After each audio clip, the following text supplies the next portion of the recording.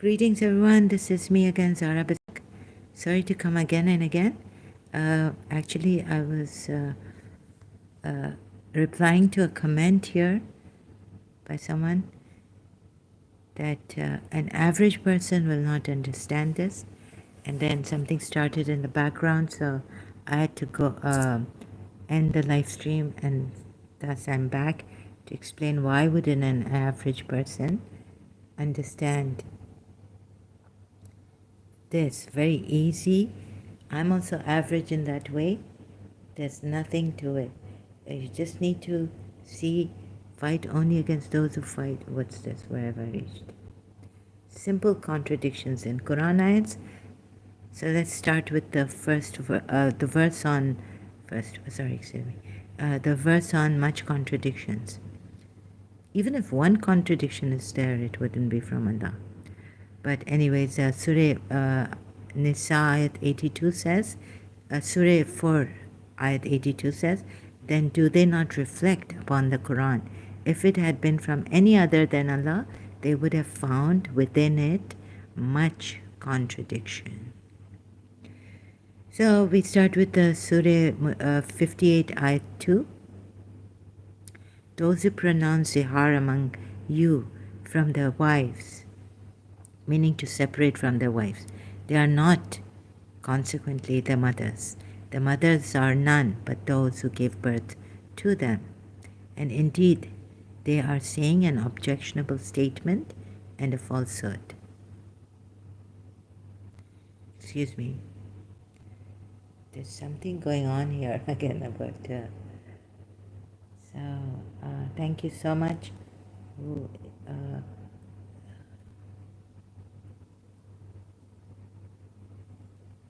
saved our lives, His Highness. Like Daniel Pearl's mother had a dream. Maybe they're trying to communicate, or I'm deluded, dude. So, yeah. What is this? So, they're telling me that now it's coming in a telepathic manner again. Sorry, they've got me. And thank you so much. Salutations to His Highness Sheikh Mohammed bin Rashid Al Maktoum for keeping us safe and all that. I think one should follow one's intuitions, and he's very intuitive. Like we were told a long time ago on terrorists that in Europe and London and all that now, but I was in Karachi. If you suspect some bag, unattended, and call this number. So on your suspicions, even if it's wrong, but you can save lives. Maybe it could be true. The bag could have a bomb in it. So like that, and so we've got some wise rulers and leaders, and if this is true, what's coming, then I don't know how to salute unendingly our leaders. Salutations unending, that they saved our lives.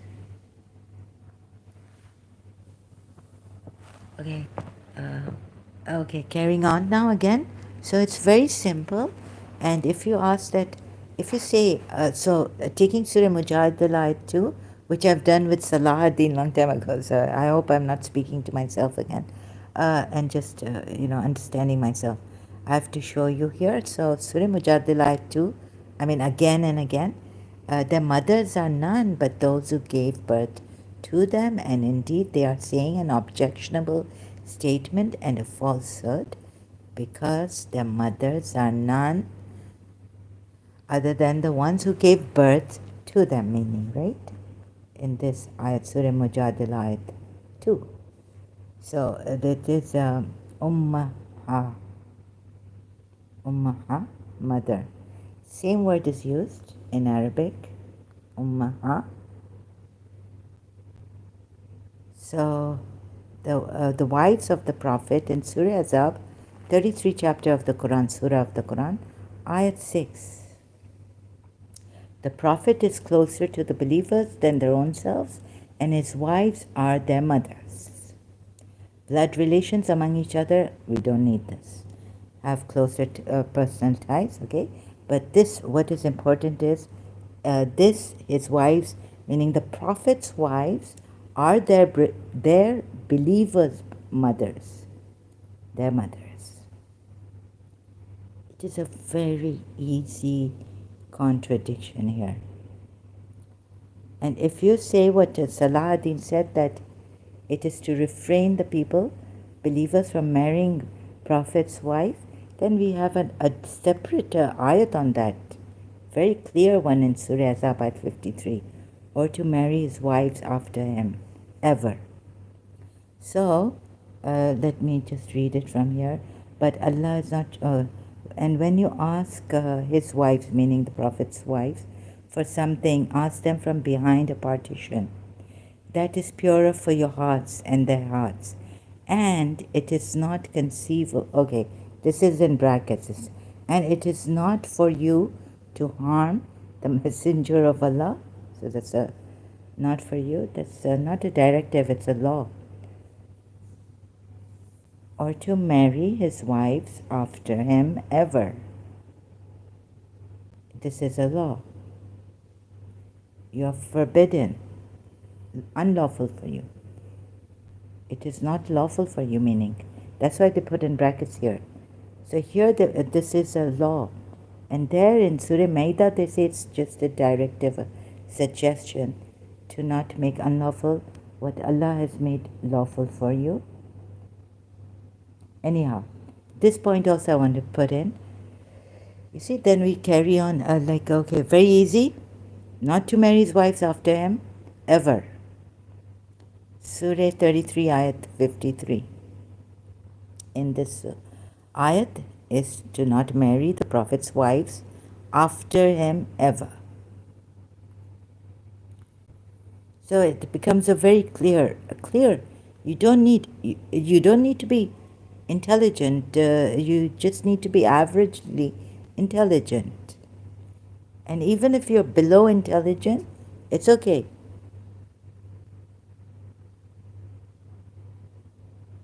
Just look at this. Very easy. Surah Mujadila Ayat 2 says, their mothers are none but those who gave birth to them. Then how come the wives of the Prophet become the believers' mothers? Allah himself states in Surah 33 Ayat 6. This is a clear contradiction.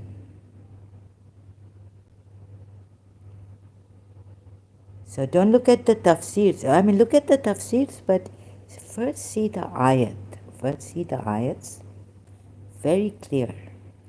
I mean, it could have said you can call, even just calling them mothers is not true. I wouldn't agree to that tafsir.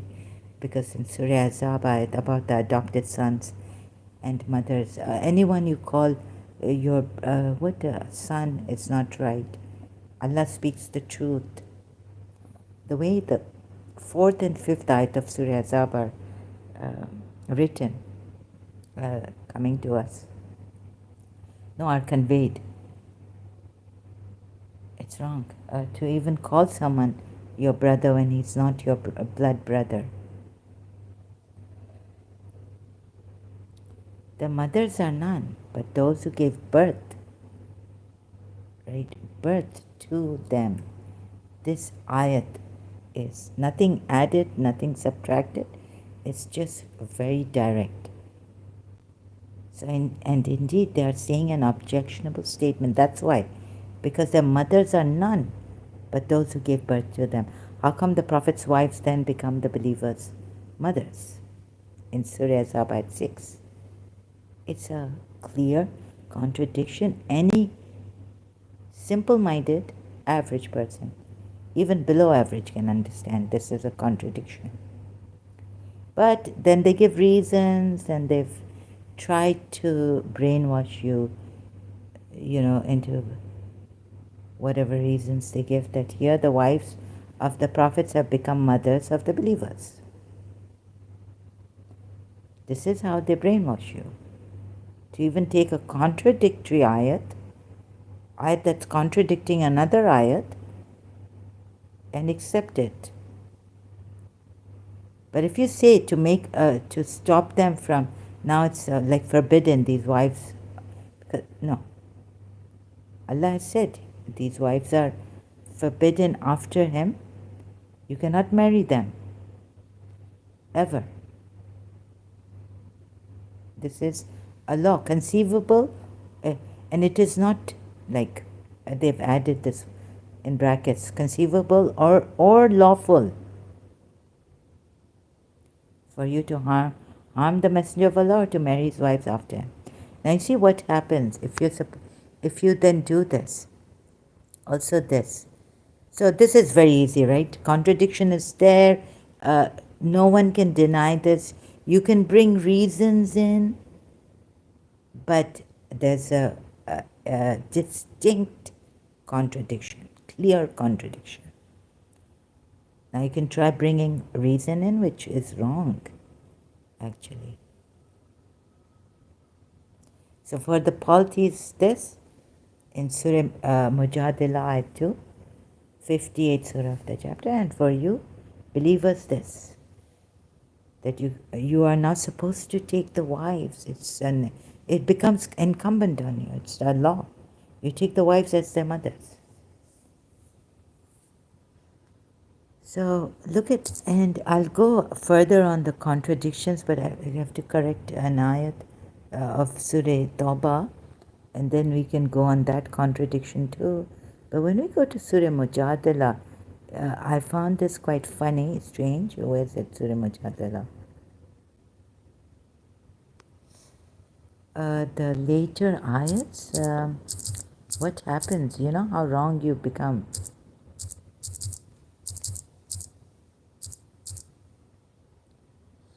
Yeah, this is really great. The way I've spelled Mujadila, it's just an error.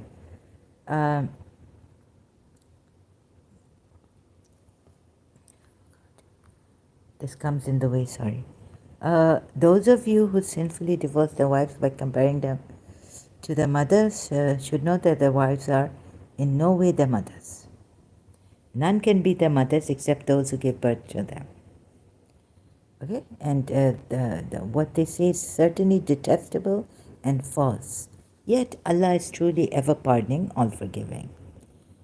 Now this ayat, the next one after this, those who divorce their wives in the manner then wish to retract what they said must free a slave before they touch.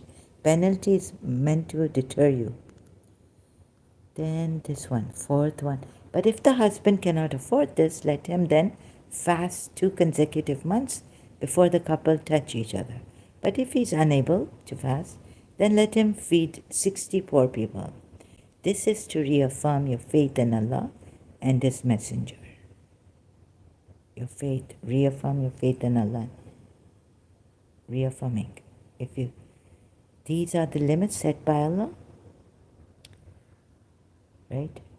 Prophet Muhammad himself goes forbidding himself what Allah has made lawful for him in Surah Tahrim. But you have to reaffirm your faith in Allah and this messenger, really, who makes mistakes and all this. According to Sunnis, many mistakes he's made. Surah Abasa, frowning on a blind man. Surah Azab, when he wasn't a prophet, but adopting a son by the pagan Arab custom. Indeed, those who defy Allah. Now you see what happens. Why? Long time ago, why I went from here to Surah Hashar ayats, and there a Salahuddin Muslim, Saudi Arabian, was telling me that, he was giving me the tafsir and the Islamic history that they attempted murder on, assassination on the Prophet, Yathrib people. Indeed, but here, you see, whatever you're doing here, if you don't follow these rules, when you're breaking them, to fast 2 consecutive months, you see? Now, where does this opposition to Allah and all this? indeed comes from here also. If you people do this and you don't follow the rules, when you break a rule to, what do you call it?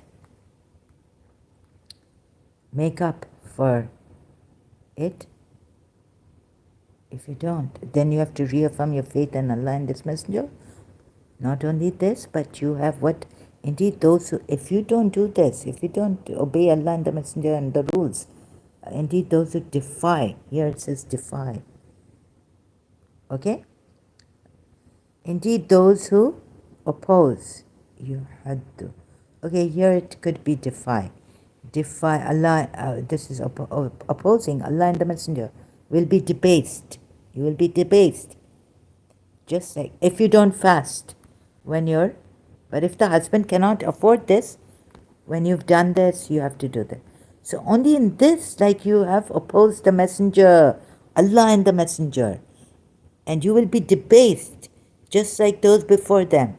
And we have certainly sent down clear revelations, and the disbelievers will suffer a humiliating punishment. You will be debased, humiliated with the punishment. On the day Allah resurrects them all together, He will then inform them of what they have done. Allah has kept account of it all, while they have forgotten it. For Allah is a witness over all things. Have you not considered that Allah knows what is in the heavens? The three in private conversation is the fourth of them. Okay, so what does it say here? It says defy. Let's see other translations.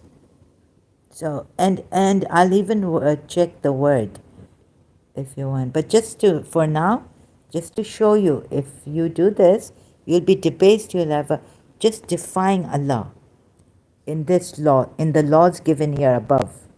What you should do if you break them, because it's, what is it?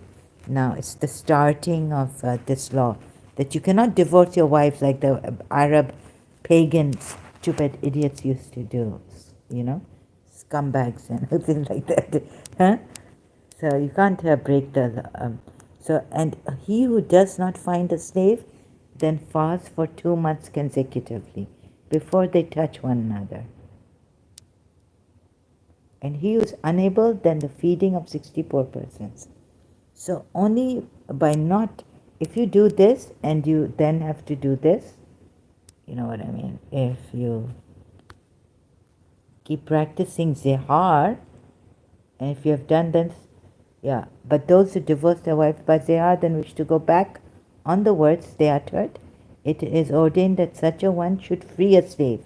So at that time when you did it, you have to free a slave.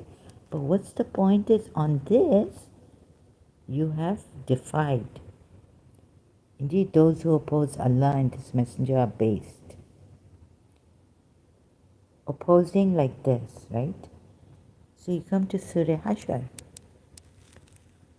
Surah Hashar. And there, in the tafsirs, you are told, that's great. Surah Hashar. I'm making mistakes, sorry, yeah? So what is it now? Because they opposed Allah and the Messenger. See, that's why I told you, opposition could have a wide connotation meaning here. But in the tafsirs, Islamic history, these Yathrib people attempted, like Salahuddin gave me the information, what they did here. That is because they set themselves against Allah and this Messenger. Okay, the word here is shaku. They opposed Allah and His Messenger. But then indeed Allah is severe in penalty. The word here is not defying like in Mujadila, but even then you'll be and we have certainly sent down verses of clear evidence. And those who oppose Allah and His Messenger, or it could be even defy, because a different word is used, adu. Let me just hadduna, not hadu. The Arabs will, you know, must be really laughing at me. Our Arab, so embarrassed that our Emirati doesn't know Arabic. Hadduna, okay? You hadduna, sorry. Oppose. Hmm? Uh, so, but even if they defy, they what is it? Even if it's a less than opposing shaku, they will be abased as before them were abased, humiliated, with humiliating punishment. And we have certainly sent down verses of clear evidence. And for the disbelievers, it's a humiliating punishment. You will fall into the disbelievers and you will have a humiliating punishment if you don't follow the rules here. If they didn't follow the rules here given to them here while they were practicing this, but now they have to, cut down and stop doing zihar. Stop this so slowly, but if you don't follow, if you had not followed all these rules, you would be defying Allah and the Messenger, and you will have a humiliating punishment. My head is kind of cracked here, so sorry, I may make mistakes.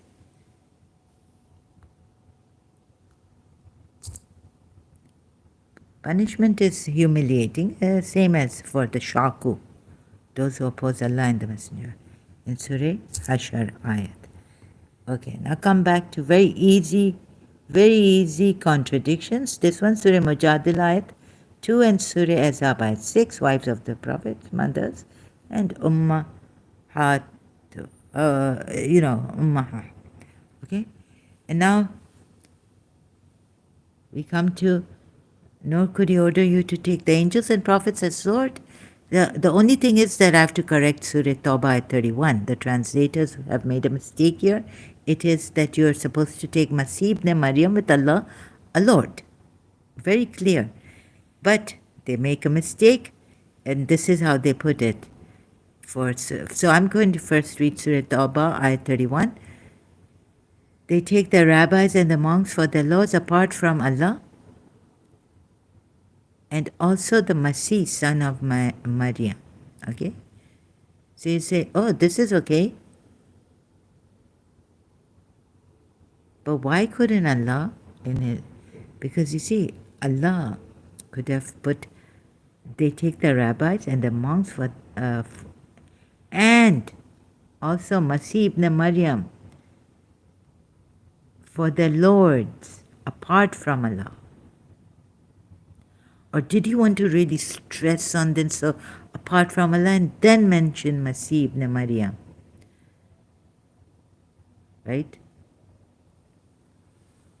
No, can't be like that. Why?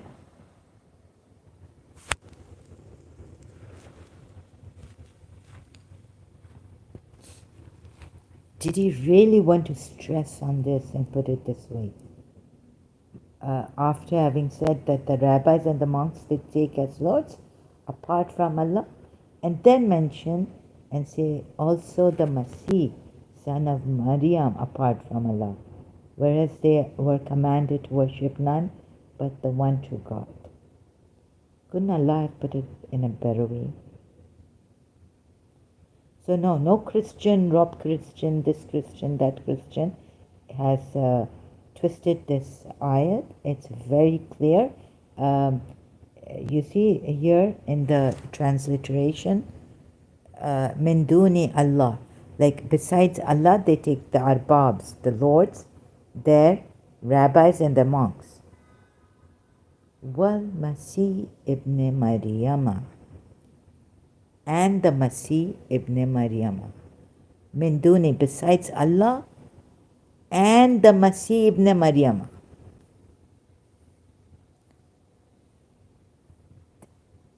Now, Allah himself have put it in a way that the Christians, if you blame the Christians for twisting and turning these ayats, which I disagree with you, because I've seen, They do not read Surah Tawbah at 5 out of context. They read it in context and they say, killing of the disbelievers, killing, even if they say killing of the disbelievers.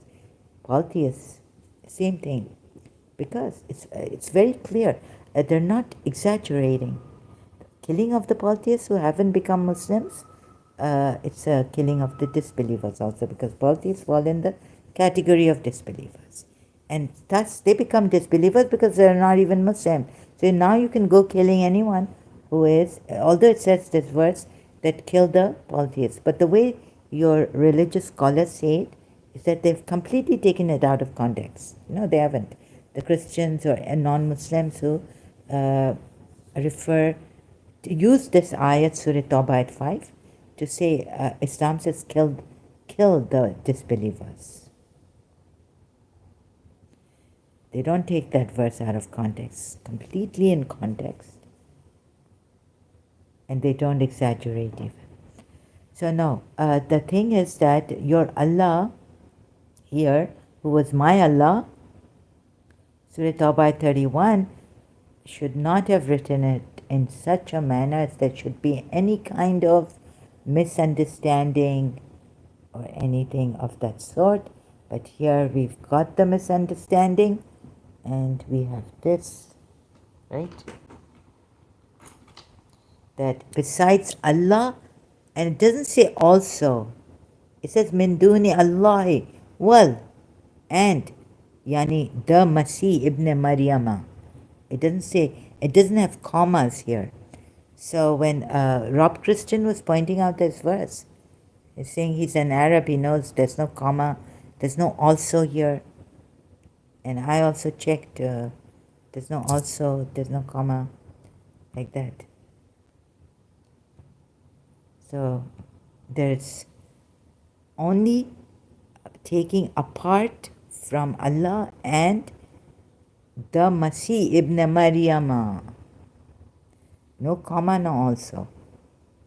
What does this ayat? So, correction, this ayat here in this part, sorry, it means to take Allah and the Masih as Lord. Right? Just not to take the rabbis and the monks, but to take Allah and the Masih, son of Maryam, as Lord. So after having corrected this, look at the translation, min duni, besides Allah wal Masih ibn Maryama. Wal Masiha ibn Maryama. It means that you can take with Allah Masih ibn Maryam, son of Maryam, as Lord with Allah. So after having corrected, hope you see this, we go to Surah 3 ayat 80. Nor could he order you to take the angels and prophets as lords. Would he order you to disbelieve after you had been Muslims? God would not have ordered you, nor the prophet, right, to take the angels and prophets as lords.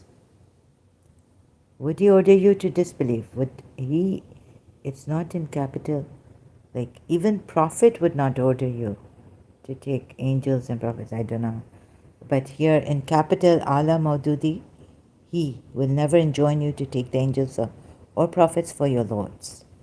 But here it shows that the translators try to correct this mistake by adding commas and also, of course, there is an and with Allah, but it's just that Allah and Masih ibn Maryam can be taken as lords.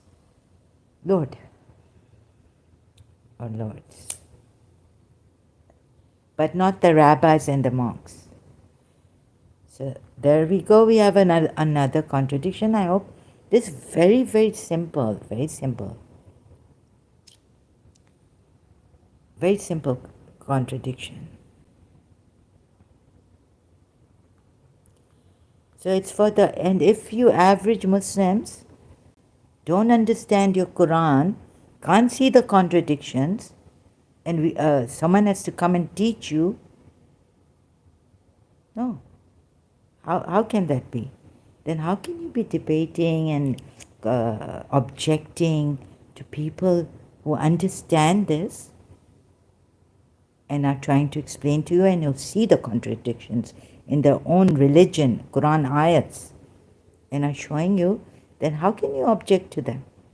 Then say, I'm sorry, I'm an average person, I didn't see it.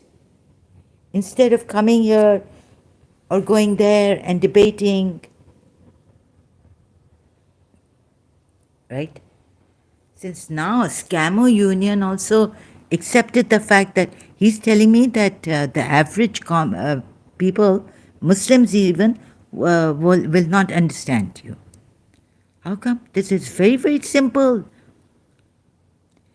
And if you can't understand the simple thing I'm showing you from the Quran ayats, then how can you claim to be Muslims? And when will you see, then reflect upon the Quran? If it had been from any other than, we are doing it, and I'm average too in that. There's nothing in me that's above average right now. I'm even below the Pakistanis who come and talk to Ghalib Kamal and Arif Sultan and who go for debates and all this. You see these Pakistanis, Asians who go for on modern day debate, and I'm below these people. And how do you people who can prove that Allah, God, like the Hindus would prove or something? Or who else? Like I would contemplate their existence. That, or the next thing I will be doing, like something like oh, yeah. So they are better than me, but how you claim to be, average people won't understand. Even those who claim to understand the Quran don't understand me. So how can you say average people won't understand me? Even those people who are above average, right then? They are above average because they say we understand the Quran and all this. We've read very knowledgeable alims, religious scholars, eligible.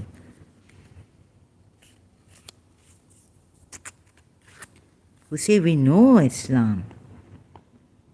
There's no contradiction in the Quran ayats. So this also. And the others who debate with Matt Dillahunty and Jordan Peterson and, no, David Wood, who used to debate with David Wood, Sam Shaman and Christian Prince, Rob Christian,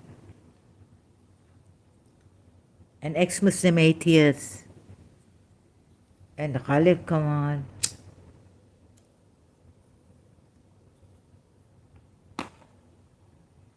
No, let's not take this point and tell me that I'm above average. Okay, about the thinking, not the explaining, I won't be able to. I have thought my next, this thing will be, what will be the next one? The next one, live stream would be, sorry, no copyrights infringement intended. That was for my case. Sri Sri Ravi Shankarji's screenshot. Does morality come from God? Right? But I stopped because I had to read Immanuel Kant and I couldn't. My head was hurting and this, and feeling tired, and Hume, I have to read all that. But when I was reading all Hume and Locke, John Locke, on morality, ethics, in college, St. Joseph's College, BA, it's how they've come to this. But if you are going to say the underlying foundation, the source of all this, which is quite elusive, evasive, they can't. It's not very quick. So we need to know where what am I saying? We need to know where morality comes from, whether it comes from God or your intellect. As a Shia, for me, even if it came from the intellect, I would be, oh, that's great. Because in Al-Kafi, God has said intellect is the best. It's so obedient when, using reason. But there are various, then I found out there are various patterns of reason. There's I would call it the school of reason and religion of the Shafis, the Hanafis, different patterns of thought in Sunni Islam, in Shia Islam also.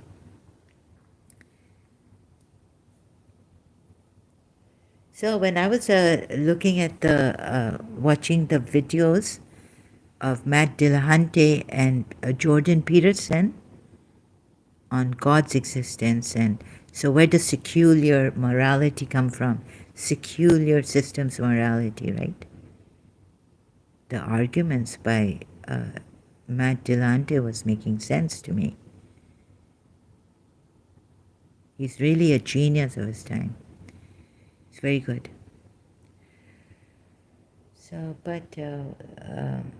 so there was the Jordan Peterson gave the thing of example of Dostoevsky, Crime and Punishment. I haven't read that book. Dostoevsky. I can never pronounce his name properly. Dostoevsky. Okay. So, you know how the morality of that person, their ethics, he could murder this woman, old woman and all. So, the question of that came up.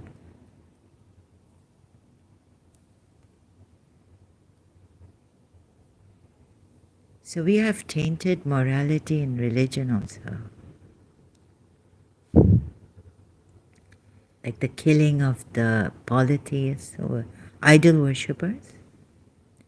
In Exodus Bible, things like that, and some morality, God wanting to do that, right? So I think human morality, the way they worked hard with the minds to come to this ethics and morality, you should read Kant, Immanuel Kant, and Locke. Did John Locke? Because I remember the name Locke also coming in. So I think he's John Locke in our BA. John Locke, St. Joseph's College. On morality or ethics or what? So they were all mixed here in one lecture or maybe a few lectures. Locke is a realist and a rationalist about moral rules. For Locke, even though a large part of the content of morality is determined by what God wills, okay, he's religious, it is not the fact of being willed by God that makes moral principles true. God's will fixes the content, but not the truth of morality. Wow.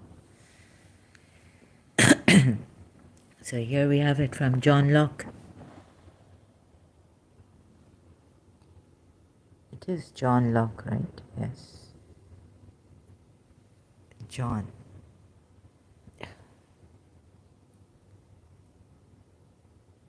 So Locke is a realist, so it comes from our rational. Morality is determined by what God wills. It is not the fact of being willed by God. I don't understand this. My mind has been boggled. That makes moral principles true. God's will fixes the content, but not the truth of morality. What does this mean? So I just flew over my cuckoo's nest. You see, I'm also average. Seems like I'm below average here. Can't understand. Morality is the proper science and business of mankind in general. So I'll have to read this, you see. Is John Locke utilitarianism? Utilitarianism, but writes on the history of ethics seem almost unanimous in denying that Locke was a utilitarian. I think, who was utilitarian? But this moral, what does he mean by that? If I can go online library, but I can't. Maybe I shouldn't. Later on I'll go save this. I'll keep it. All this, so I have to really study this.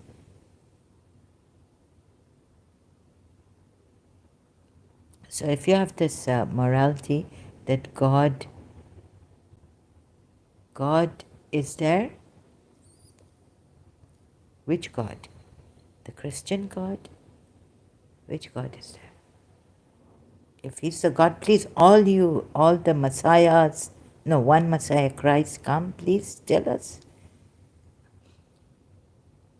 Evidence, you came with evidence. Is the God of Islam, the God of Judaism? We are waiting, time is going on. So much suffering, so much this. We need to know the truth. So please come down and tell us. First of all, which is the true religion, which true God? I mean, if they are all one, then how come we have so many different, and then you'll kill if they remain Christians, obliterate the faces or curse them. There are many, many reasons I can give here, but I can't right now. So, morality, okay, so God, fear God. God has commanded. Proverb comes in. Ooh. Do not rely, the Christians and Jews cannot rely on their own judgment. Do not rely on your judgment.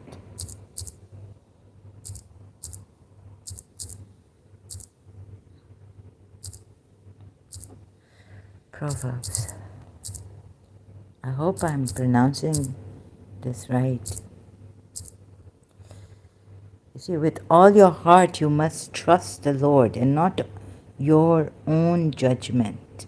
Proverbs, sorry, it's not proverb, it's Proverbs 3, chapter 3, and verses 5 to 6. Amazon. Thank you.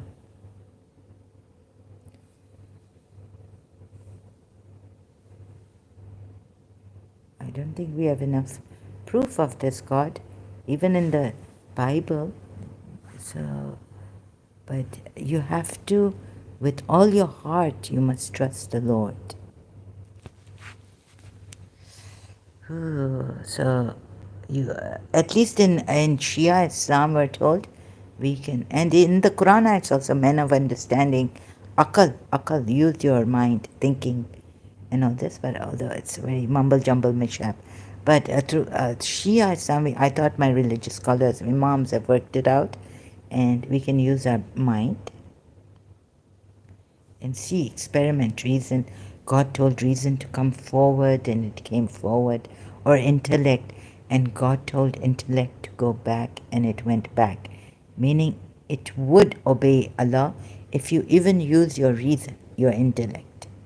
You would start to, if someone gives you a reason,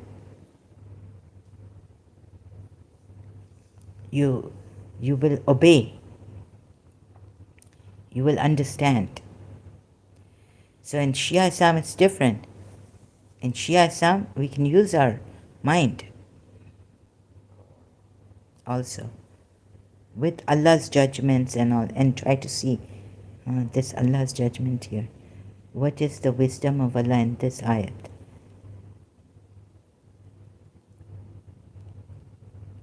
And also the wisdom, reaching wisdom with reason. But Christians and Jews cannot use their judgment. So they just have to believe in Allah, their Lord God, with all their heart and trust Him. Whatever commands, moral commands He sent down, you have to obey that. But it's not like that for the. So I was quite happy with John Locke and all this, Kant, Immanuel Kant, and David Hume. Wow, when you read, when you start to think how they have got with such hard work, you really don't want to do anything bad. Like these people with their reason, these philosophers. Like I was like, thank God I left what I left behind, and now be,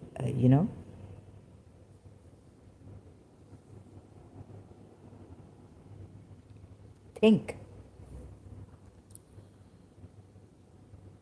Morality.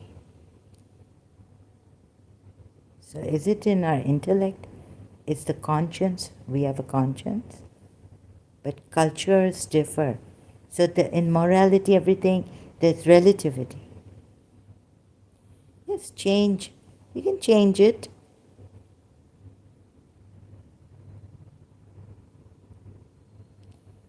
But I don't know how someone reached utilitarianism through the mind.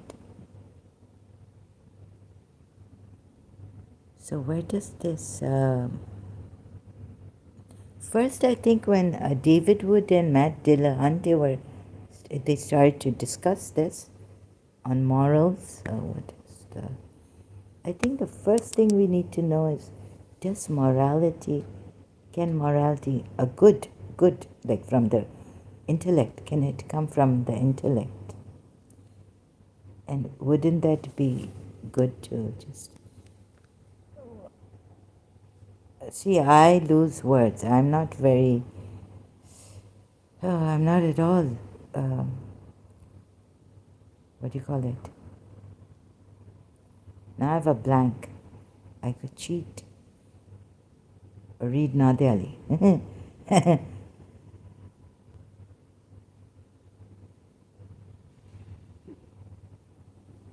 Where is that? On what was it? How quickly I forget. I'm just searching in my library. A fiery debate. Matt Dillahunty versus David Wood. Act 17 Apologetics on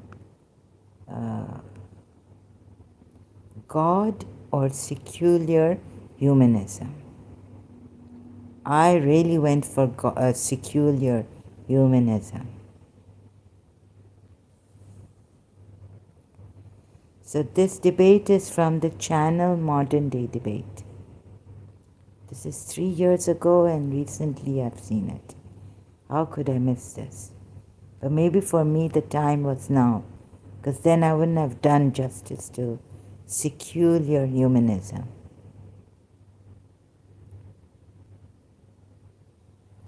I would say secular humanism and not God.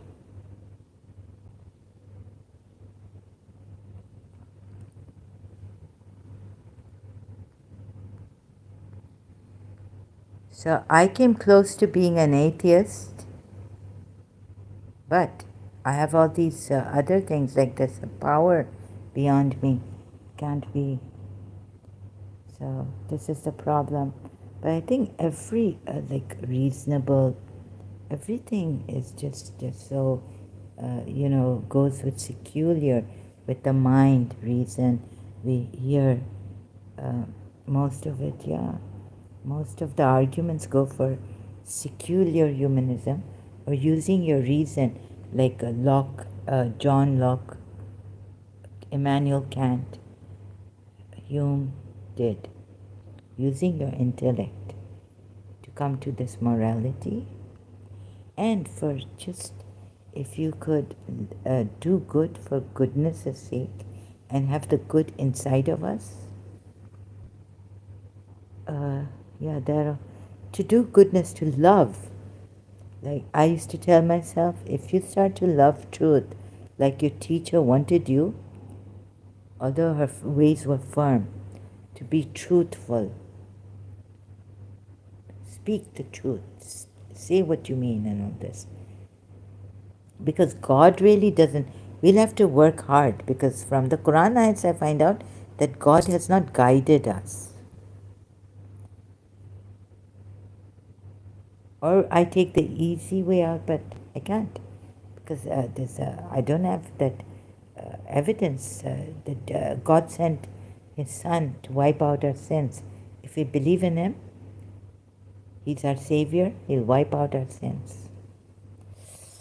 So I can't do that. But what God says here is that we have not given guidance to the soul, as Hazrat Yusuf also says in Surah Yusuf, that my soul is blameworthy. I'm blameworthy because the soul is prone to evil, had God not had mercy on me. So we need to call for God's mercy, not for our efforts in it, applying, like, it's not to go to the namaz for to keep away from sins. God should have already have mercy inside of us, given it to us, blessed us with His mercy, so we don't do that, the bad things, like Hazrat Yusuf said, and that even Prophet Muhammad says that God help me, otherwise shaitan is running inside you, like blood is flowing inside you. There's a hadith that Christian friends gave. So you see, like Hazrat Yusuf said, so did Prophet Muhammad, and thus I think the Shias miss out on this. What they miss out on is that God, well, let's see how far the Shias miss out on this. Prophet is not infallible. Shia say Prophet is fallible. Oh, infallible. Sorry, excuse me. So Surah 40, Ayat 55. So be patient, O Prophet, for Allah's promise is certainly true. Seek forgiveness for your shortcomings or sins, and glorify the praises of your Lord morning and evening. Footnote 1, the Muslims, rest of the Muslims also say, like other prophets, Muhammad was infallible of sin. However, he made some mistakes. Anyways, the verse here refers to misjudgments. But Shia say the Prophet had not done any misjudgments even. Once you're infallible of sin, you can't even make misjudgments. Such as the Prophet's response to the blind man. How can you make misjudgments when he's become the judge in Surah Nisa, which one, 65 or 64? You have to make him the judge in your disputes and completely taslima, submit to his judgment. So if he's making misjudgments, it's just not. Would you trust someone who's making misjudgments and Allah is correcting him? To take his judgments also and completely submit. He's the judge.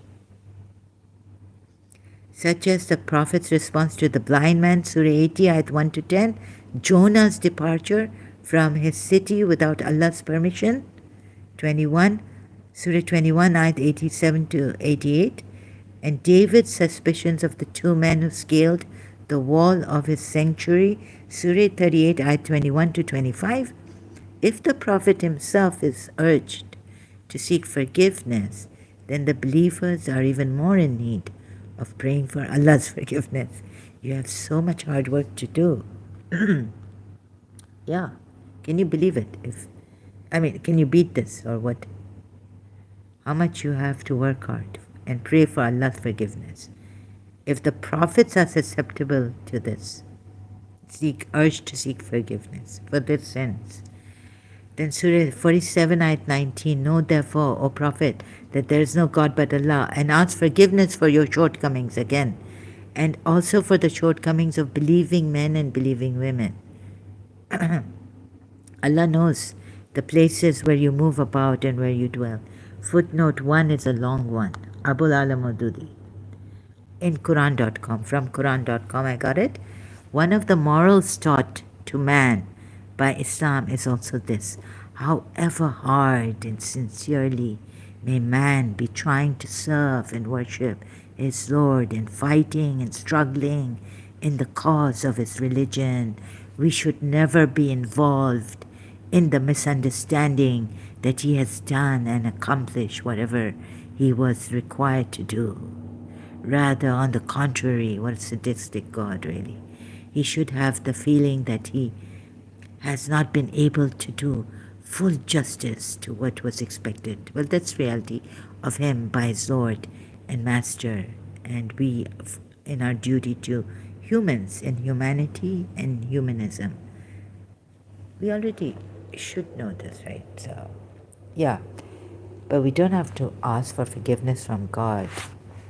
Therefore, he should confess his errors constantly and pray to Allah, saying, Lord, forgive me for whatever fault and error I may have committed in your service, since you sometimes are not even conscious. How are you not conscious of this? This is indeed, and some you are conscious of. This is indeed the essence of Allah's command. O Prophet, ask forgiveness for your fault. This does not mean that, God forbid, the Prophet had actually committed an error willfully.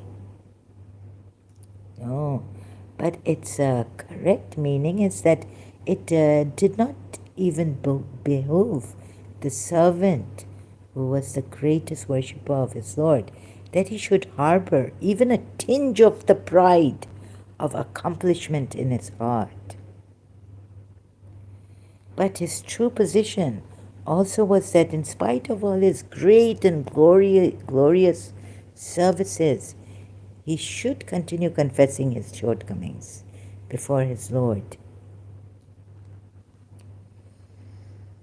It was under the statement of the mind, it was under the state of the mind that the prophet also had a mind. We all have a mind. We forgot to use this mind then. Often implored his Lord for forgiveness. According to Abu Dawood and Nasai, the Prophet is reported to have said, I implore Allah for forgiveness 100 times every day. So, again, we have this fear of pride coming in. Even in the Prophet's fear of pride coming in. And this was such high, like when I was reading Imam Zain al-Abidin's prayers that he's given for us, like, oh Lord, forgive me. It's like, how can he ask for forgiveness? Imam Zain al-Abidin. So I think my father told me that's really high. It's like or maybe I then found it in a majlis that Imam Zain, or maybe my father told me, I don't know, that his forgiveness is like he's not sinned or anything. It's just out of humility. That these people, even when they've reached such heights, they still ask Allah for the forgiveness. This is like, it's not because they've sinned. They're sinless. Our Imams are sinless. Oh God. So this is the humility of this religion? Okay. That you always have this fear, and you always have this humility. Forgiving, please God forgive me. I don't know. This is like a program. Forgiveness for your fault. Not that you willfully did it, but that you did something in Surah Tahrim like the Prophet did.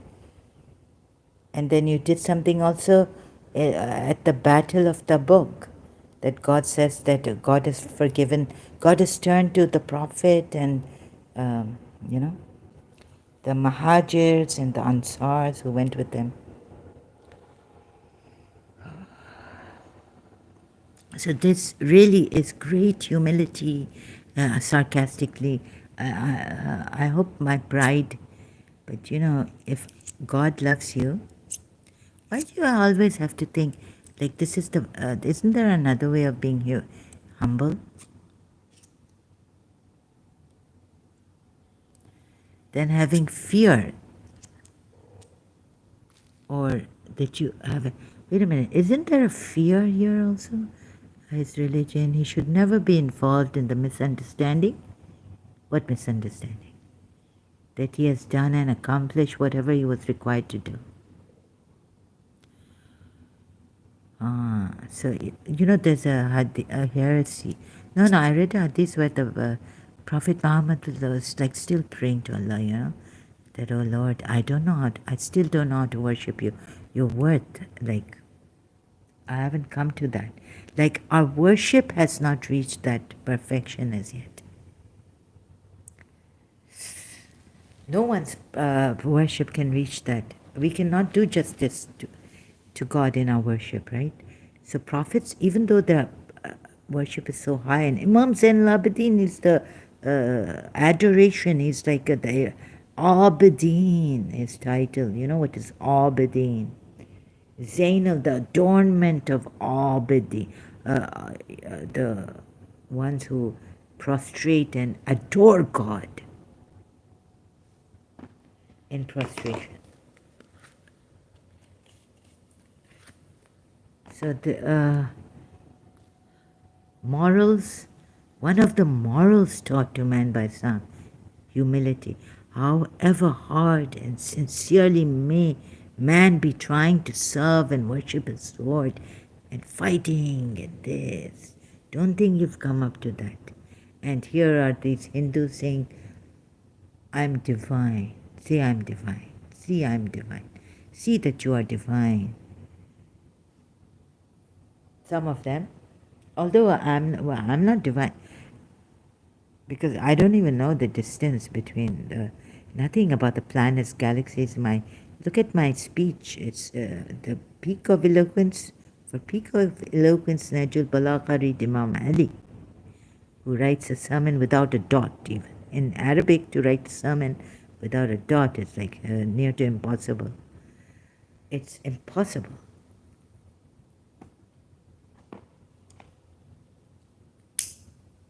So how to help you Muslims and Shias and all this to come out of this religion? I had to think and think. This is so back to this now misunderstanding that he has done and accomplished. Now what does Anna say in Mr. God, this Anna? You see, you have forgotten that if you believe in God, then you are godly. Humanity has forgotten this. So Anna's misery was for other people.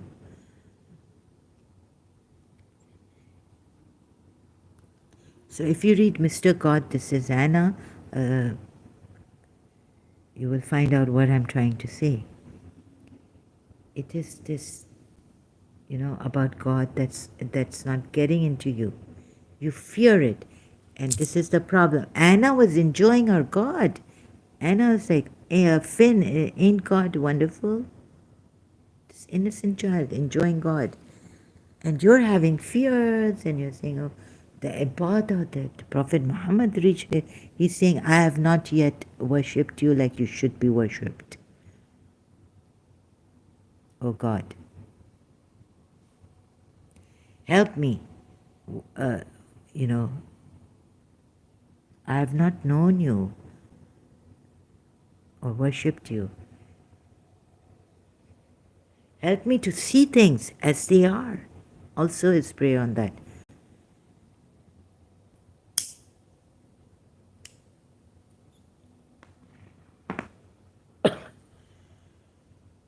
Okay, so I don't know where to start with morality, but I thought this was a good way on starting. Being humble. This is the moral of Muslims. Being humble, one moral. But there's something. See, we are in this. Mr. God, this is Anna.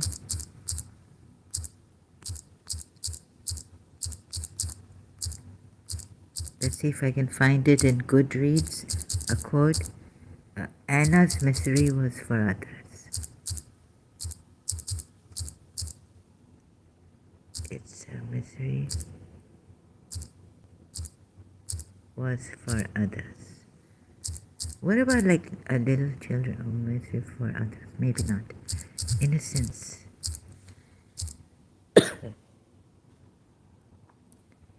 Godlikeness. It's the fullness of the good that can't get out or can't find its proper place in ourselves that makes for loneliness. You see, then it's that song, Indian song, "Eh Dile Nadan." Yes, sometimes in life things like this happen. Some religious scholars, they open the Quran. You know, my father told me that when Sayyid Mahdi was martyred in Africa, Sayyid Mahdi al-Hakim, his son, opened the Quran and started to recite the Quran. So, but here we are, is here, in here was the image of God. I don't believe in images of God, right? But I believe that God should be here in us, the divinity in us that can't find its proper place. So even when prayers couldn't work in my life,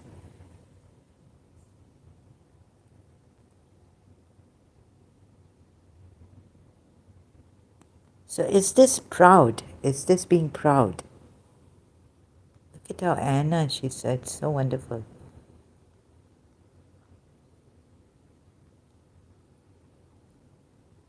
She's a child, different person, and I bypassed. God said, love me, love them, and love it. And don't forget to love yourself. The whole business of adults going to church filled Anna with suspicion.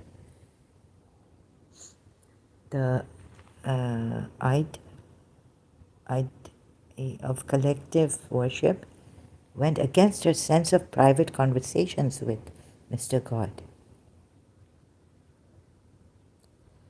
So, having some problems breathing, I think, properly. Humanity, sorry, excuse me, devil. You see, in here was the image of God or divinity in you. It isn't the devil in humanity that makes man a lonely creature. It's his godlikeness. It's the fullness of the good that can't get out or can't find its proper other place that makes for loneliness. Anna's misery was for others. They just could not see the beauty of that broken iron stump. But you see, Mr. God most certainly enjoyed it. But then Mr. God didn't at all mind making himself small.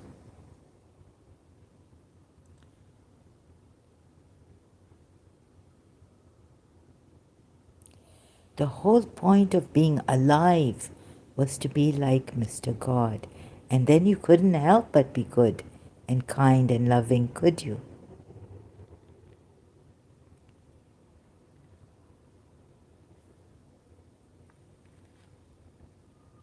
This is an innocent child.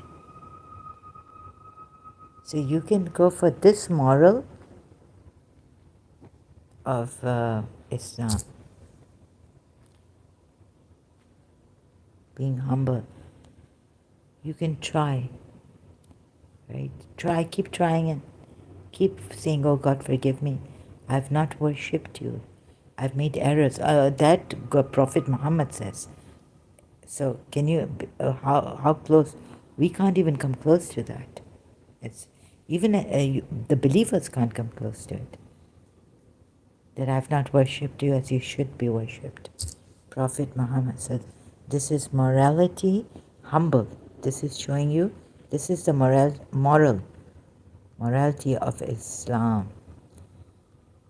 And the fear you have here. Therefore, he should confess his errors constantly and pray to Allah saying, Lord, forgive me for whatever fault and error. Can you imagine us, common people who didn't do the job and were listening to songs and all this? But anyways, what consoles me is that Surah Tawbah at 187. We used to deceive ourselves, oh God forgive us. And used to mix evil, good with evil, Surah Tawbah. So give alms out of your wealth. Take alms out of their wealth for them, Prophet is told. Oh.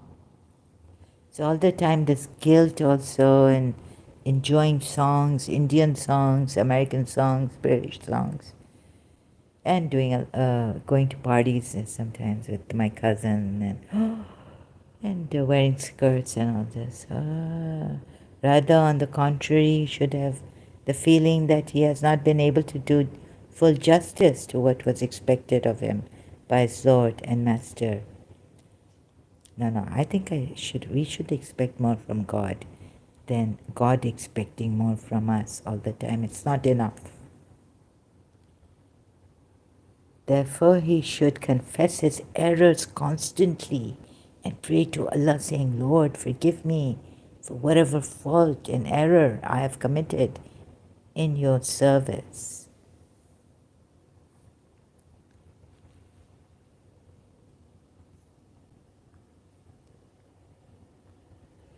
So I will talk about this later more.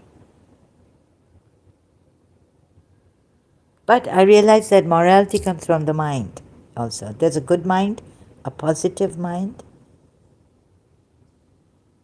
Immanuel Kant, they worked hard on that. Others, philosophers, John Locke, Hume. Maybe John Locke using the God's will. You've got to see this. I have to read this. About moral rules. Locke is a realist. Yeah, idealistic views.